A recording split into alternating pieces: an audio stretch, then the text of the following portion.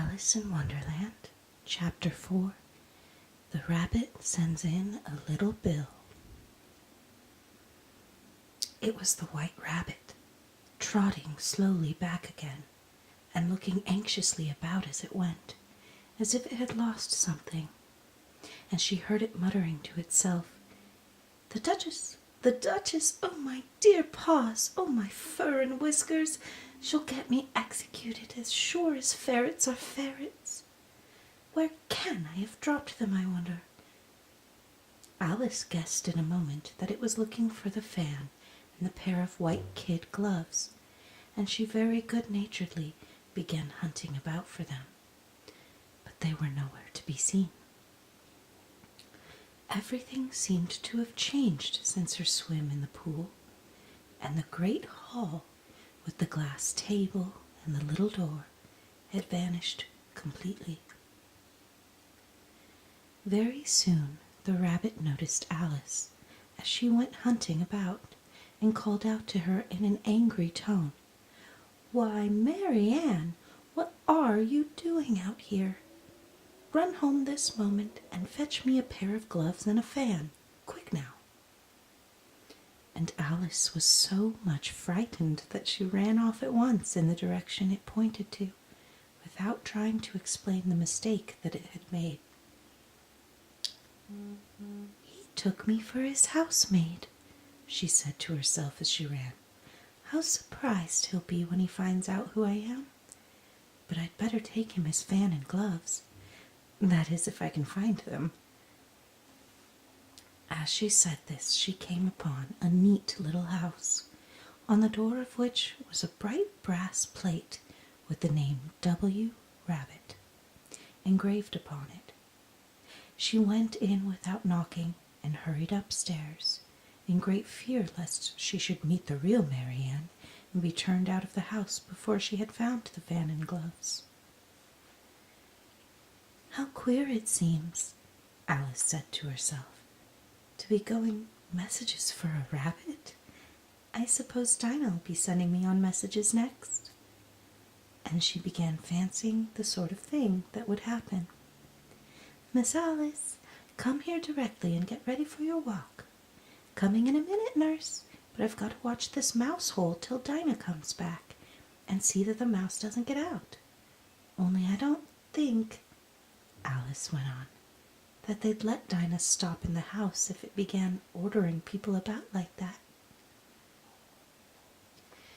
By this time she had found her way into a tidy little room with a table in the window, and on it, as she had hoped, a fan and 2 or 3 pairs of tiny white kid gloves. She took up the fan and a pair of the gloves and was just going to leave the room when her eye fell upon a little bottle that stood near the looking-glass. There was no label this time with the words "Drink me," but nevertheless she uncorked it and put it to her lips. "I know something interesting is sure to happen," she said to herself, "whenever I eat or drink anything. So I'll just see what this bottle does. I do hope it'll make me grow larger again, for really I'm quite tired of being such a tiny little thing." It did so indeed, and much sooner than she had expected. Before she had drunk half the bottle, she found her head pressing against the ceiling, and had to stoop to save her neck from being broken. She hastily put down the bottle, saying to herself, "That's quite enough. I hope I shan't grow any more. As it is, I can't get out the door. I do wish I hadn't drunk quite so much." Alas, it was too late to wish that. She went on growing and growing, and very soon had to kneel down on the floor. In another minute there was not even room for this, and she tried the effect of lying down with one elbow against the door and the other arm curled round the head. Still she went on growing, and as a last resource she put one arm out of the window and one foot up the chimney, and said to herself, "Now I can do no more. Whatever happens, what will become of me?" Luckily for Alice, the little magic bottle had now had its full effect, and she grew no larger. Still, it was very uncomfortable, and as there seemed to be no sort of chance of her ever getting out of the room again, no wonder she felt unhappy. It was much pleasanter at home, thought poor Alice, when one wasn't always growing larger and smaller and being ordered about by mice and rabbits. I almost wish I hadn't gone down that rabbit hole. And yet, well, it's rather curious, you know, this sort of life. I do wonder what can have happened to me. When I used to read fairy tales, I fancied that this kind of thing never happened, and now here I am in the middle of one. There ought to be a book written about me. That there ought. And when I grow up, I'll write one. But I'm grown up now, she added in a sorrowful tone. At least there's no room to grow up any more here. But then, thought Alice, shall I never get any older than I am now? That'll be a comfort one way, never to be an old woman. But then always to have lessons to learn. Oh, I shouldn't like that. Oh, you foolish Alice, she answered herself. How can you learn lessons in here? Why, there's hardly room for you, and no room at all for any lesson books. And so she went on, taking first one side and then the other, and making quite a conversation of it altogether. But after a few minutes she heard a voice outside and stopped to listen. "Marianne, Marianne," said the voice, "fetch me my gloves this moment." Then came a little pattering of feet on the stairs. Alice knew it was the rabbit coming to look for her, and she trembled till she shook the house, quite forgetting that she was now about 1,000 times as large as the rabbit, and had no reason to be afraid of it. Presently the rabbit came up to the door and tried to open it. But as the door opened inwards and Alice's elbow was pressed hard against it, that attempt proved a failure. Alice heard it say to itself, "Then I'll go round and get in at the window."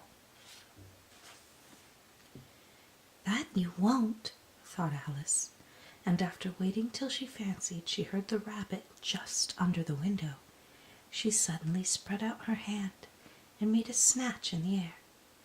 She did not get a hold of anything, but she heard a little shriek and a fall, and a crash of broken glass, from which she concluded that it was just possible it had fallen into a cucumber frame or something of the sort. Next came an angry voice, the rabbit's. "Pat, Pat, where are you?" And then a voice she'd never heard before. "Sure then I'm here, digging for apples, Your Honor." "Digging for apples, indeed," said the rabbit angrily. "Here, come help me out of this." Sounds of more broken glass. "Now tell me, Pat, what's that in the window?" "Sure, it's an arm, Your Honor." He pronounced it arum. "An arm, you goose! Who ever saw one that size? Why, it fills the whole window." "Sure does, Your Honor, but it's an arm for all that." "Well, it's got no business there, at any rate. Go and take it away." There was a long silence after this, and Alice could only hear whispers now and then, such as, "Sure, I don't like it. Your Honor, at all. Do as I tell you, you coward." and at last she spread out her hand again and made another snatch in the air. This time there were 2 little shrieks and more sounds of broken glass. What a number of cucumber frames there must be, thought Alice. I wonder what they'll do next. As for pulling me out of the window, I only wish they could. I'm sure I don't want to stay in here any longer. She waited for some time without hearing anything more. At last came a rumbling of little cartwheels and the sound of a good many voices all talking together. She made out the words, "Where's the other ladder? Why, I hadn't to bring but one. Bill's got the other. Bill, fetch it here, lad. Here, put 'em up at this corner. No, tie 'em together first. They don't reach half high enough yet. Oh, they'll do well enough. Don't be particular. Here, Bill, catch hold of this rope. Will the roof bear? Mind that loose slate. Oh, it's coming down. Heads below." A loud crash. "Now, who did that? It was Bill, I fancy. Who's to go down the chimney? Nay, I shan't. You do it. That I won't then. Bill gotta go down. Here, Bill, the master says you gotta go down the chimney." "Oh, so Bill's gotta come down the chimney, has he?" said Alice to herself. "Why, they seem to put everything upon Bill. I wouldn't be in Bill's place for a good deal. This fireplace is narrow, to be sure, but I think I can kick a little." She drew her foot as far down the chimney as she could, and waited till she heard a little animal. She couldn't guess of what sort it was, scratching and scrambling about in the chimney close above her. Then, saying to herself, "This is Bill," she gave one sharp kick and waited to see what would happen next. The first thing she heard was a general chorus of, "There goes Bill." Then the rabbit's voice alone, "Catch him, you, by the hedge." Then silence, and then another confusion of voices. "Hold up his head, brandy now." "Don't choke him. How was it, old fellow? What happened to you? Tell us all about it." Last came a little feeble squeaking voice. "That's Bill," thought Alice. "Well, I hardly know. No more, thank'ee. I'm better now, but I'm a deal too flustered to tell you. All I know is something conies at me like a jack-in-the-box, and up I goes like a skyrocket." "So you did, old fellow," said the others. "We must burn the house down," said the rabbit's voice. And Alice called out as loud as she could, "If you do, I'll set Dinah on you." There was a dead silence instantly, and Alice thought to herself, "I wonder what they will do next. If they had any sense, they'd take the roof off." After a minute or two, they began moving about again, and Alice heard the rabbit say, "A barrelful will do to begin with." "A barrelful of what?" thought Alice. But she had not long to doubt, for the next moment a shower of little pebbles came rattling at the window, and some of them hit her in the face. "I'll put a stop to this," she said to herself, and shouted out, "You'd better not do that again," which produced another dead silence. Alice noted with some surprise that the pebbles were all turning into little cakes as they lay on the floor, and a bright idea came to her head. "If I eat one of these cakes," she thought, "it's sure to make some change in my size, and as it can't possibly make me larger, it must make me smaller, I suppose." So she swallowed one of the cakes and was delighted to find that she began shrinking directly. As soon as she was small enough to get through the door, she ran out of the house and found quite a crowd of little animals and birds waiting outside. The poor little lizard Bill was in the middle, being held up by 2 guinea pigs who were giving it something out of a bottle. They all made a rush at Alice the moment she appeared, but she ran off as hard as she could and soon found herself safe in a thick wood. "The first thing I've got to do," said Alice to herself as she wandered about in the woods, "is to grow to my right size again. And the second thing is to find my way into that lovely garden. I think that will be the best plan." It sounded an excellent plan, no doubt, and very neatly and simply arranged. The only difficulty was that she had not the smallest idea how to set about it. And while she was peering about anxiously among the trees, a little sharp bark just over her head made her look up in great hurry. An enormous puppy was looking down at her with large round eyes and feebly stretching out one paw, trying to touch her. "Poor little thing," said Alice in a coaxing tone, and she tried hard to whistle to it, but she was terribly frightened all the time at the thought that it might be hungry, in which case it would be very likely to eat her up in spite of all her coaxing.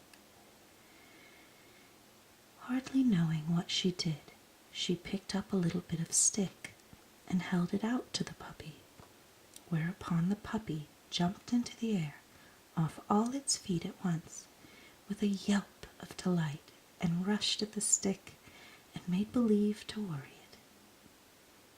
Then Alice dodged behind a great thistle to keep herself from being run over, and the moment she appeared on the other side, the puppy made another rush at the stick and tumbled head over heels in its hurry to get hold of it.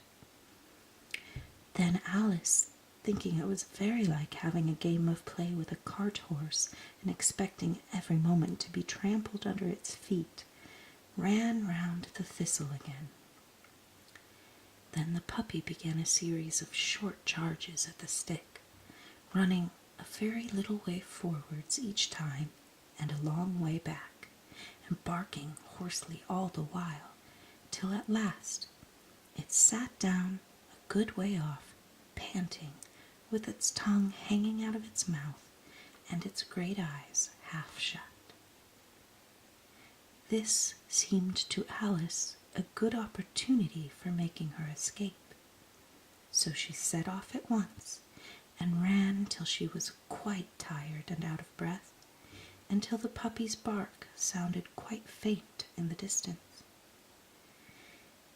"And yet what a dear little puppy it was," said Alice, as she leaned forward against a buttercup to rest herself and fanned herself with one of the leaves. "I should have liked teaching it tricks very much if I'd only been the right size to do it. Oh dear, I'd nearly forgotten that I've got to grow up again. Let me see, how is it to be managed? I suppose I ought to eat or drink something or other, but the great question is, what?" The great question certainly was what. Alice looked all around her at the flowers and the blades of grass, but she could not see anything that looked like the right thing to eat or drink under the circumstances. There was a large mushroom growing near her, about the same height as herself, and when she looked under it, and on both sides of it, and behind it, it occurred to her that she might as well look and see what was on top of it. She stretched herself up on tiptoe and peeped over the edge of the mushroom, and her eyes immediately met those of a large blue caterpillar that was sitting on the top with arms folded, quietly smoking a long hookah and taking not the smallest notice of her or of anything else.